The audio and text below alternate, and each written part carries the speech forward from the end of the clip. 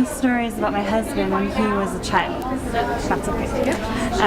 So a little background, he's number 6 of 12 children, and at the time there was probably only 8 children in the family. And they lived in Arizona and were up in Utah for a family reunion with lots of other cousins and children. And they went to the Orem Rec Center as a part of their family reunion.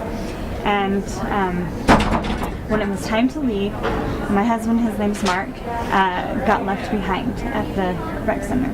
And no one noticed that Mark was not in the vans. And so he got to the front lobby and no one's there, and he's like, "Where's my family?" And he was only like 4 or 5 at the time. And he just sat there and just waited for them to come get him. And the people at the front desk were like, "This boy's been abandoned." So they called the cops, and the cops came down and took him in. And they called Child Protective Services, and they were able to. They tried to ask him where he was from, and he said, I'm from Snowflake," and they're like, "Snowflake, Arizona?" And he's like, "No, just Snowflake." And so they're like, "Okay, I think it's Snowflake, Arizona." And they called a foster family to come and take him because they had no idea who this child was and where he was, and they just figured he was abandoned.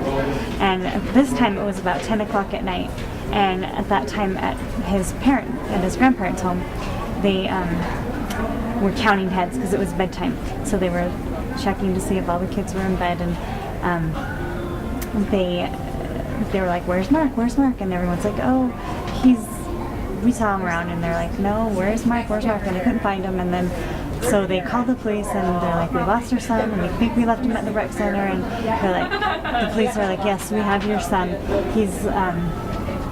He's been put in foster care." And they're like, "Okay, we're going to come right down and get him." And they're like, "I don't think so."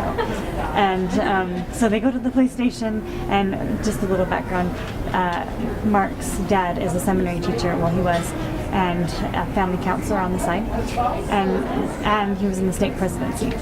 And so they go down there, and they explain the situation, and the police are like, "No, we're going to have to do an investigation on you for child neglect." And meanwhile, Mark is at this old grandparents' house for foster care, and they've given him ice cream and candy and all this stuff, and put him to bed, and he was having the time of his life.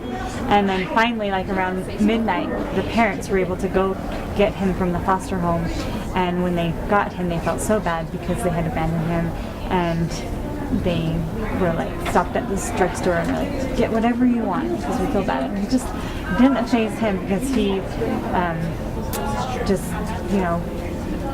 got all this candy and ice cream, and everyone felt sorry for him. So that was a funny experience because his dad was like, "I'm the kind of person that counsels people like that who leave their kids." And so, yeah.